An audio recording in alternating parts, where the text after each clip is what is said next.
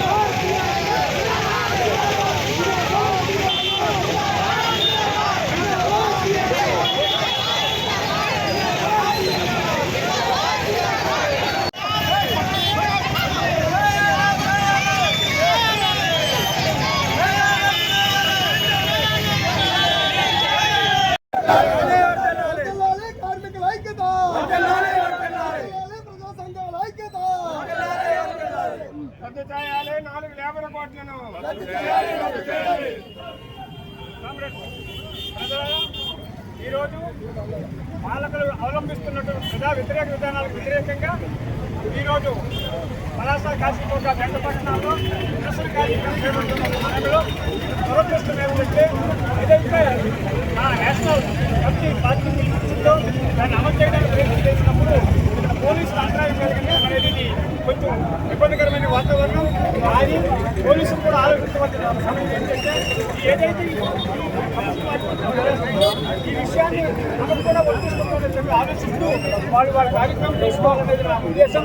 కాంగ్రెస్ ప్రజల రైతు కూలీలు అందరూ కలిపి ఏదైతే పాలకులు ప్రకటన చేస్తున్నారో, ఎన్నికల్లో వాగ్దానం ఇస్తున్నారో ఆ వాగ్దానాలు అమలు చేయడానికి ఇచ్చినటువంటి వాగ్దానాలు ఆ ప్రజలకే రైతులు ఇవ్వాలని మరి ఈ పార్టీలు పిలుపునిస్తున్నాయి, ఈ సంఘాలు పిలుపునిస్తున్నాయి. ఈ పిలుపుని అందుకొని ఖచ్చితంగా వివిధ గ్రామాల నుంచి, వివిధ ప్రాంతాల నుంచి వచ్చినటువంటి కాంగ్రెస్ అందరికీ ఈ సంఘం తరఫు నుంచి శుభాభివందనాలు తెలియజేస్తూ విరమించుకుంటున్నాం.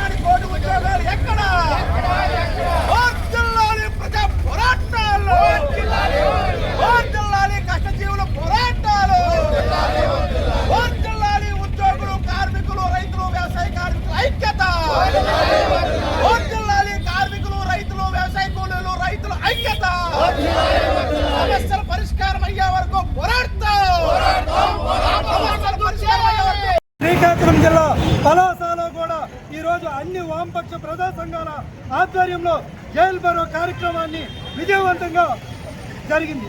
ప్రధానంగా కేంద్ర ప్రభుత్వం మోడీ అధికారంలోకి వచ్చి 13 ఏళ్ల కాలంలో కార్మిక వ్యతిరేక, రైతు వ్యతిరేక నల్ల చట్టాలను తెచ్చి ఈరోజు ఒక నిరంకుశత్వ పాలనని దేశంలో కొనసాగిస్తున్నటువంటి పరిస్థితి ఉంది. కేంద్ర ప్రభుత్వం తీసుకొచ్చినటువంటి 4 లేబర్ కోడ్లని తక్షణమే రద్దు చేయాలని, వ్యవసాయ రంగానికి కనీస మద్దతు ధర కొరకు C2+50 విధానాన్ని, స్వామినాథన్ కమిషన్ సిఫార్సుల్ని అమలు చేయాలని, నూతన జాతీయ విద్యా విధానాన్ని రద్దు చేయాలని చెప్పి ఈరోజు దేశవ్యాప్తంగా ఉద్యమం ప్రారంభమైంది. ఈ ఉద్యమం అనేది మోదీ ప్రభుత్వానికి హెచ్చరిక చేస్తా ఉన్నాం. తక్షణమే లేబర్ కోడ్లు రద్దు చేయకుంటే దేశవ్యాప్తంగా మరో ఉద్యమానికి కేంద్ర కార్మిక సంఘాలు, వామపక్ష విద్యార్థి యువజన మహిళా సంఘాలు ఆధ్వర్యంలో ఉద్యమానికి శ్రీకారం చుడతామని చెప్పేసి ఈ సందర్భంగా మోదీ ప్రభుత్వాన్ని హెచ్చరిస్తా ఉన్నాం. ఎం వినోద్ కుమార్, PDSU రాష్ట్ర ప్రధాన కార్యదర్శి.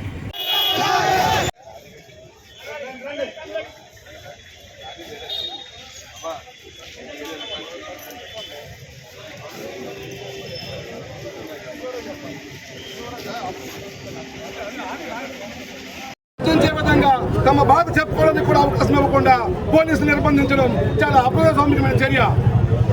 కనుక మిత్రులారా, ఏదైతే మన కూటమి ప్రభుత్వం రైతాంగానికి, విశాలమైనటువంటి రైతులకు ఎన్నికల్లో ఇచ్చినటువంటి హామీలు ఇంతవరకు అమలు చేయట్లేదు. ఏవో పనికి మాలిన అరాకొర ఉచితాలు ఇవ్వడము, మరి చిన్న చిన్న ఇవి చూపించి మన యొక్క భూములు అక్రమంగా లాక్కొని మరి ప్రైవేటు కార్పొరేట్ తాంత్రం చేసి ఈ కార్పొరేట్ విధానాలకు వ్యతిరేకంగా మరి రైతాంగము, కార్మికులు భవిష్యత్తులో మరిన్ని ఐక్య ఉద్యమాల ద్వారా బుద్ధి చెప్తారని చెప్పి ఈ సందర్భంగా ప్రభుత్వాన్ని హెచ్చరిస్తున్నాం.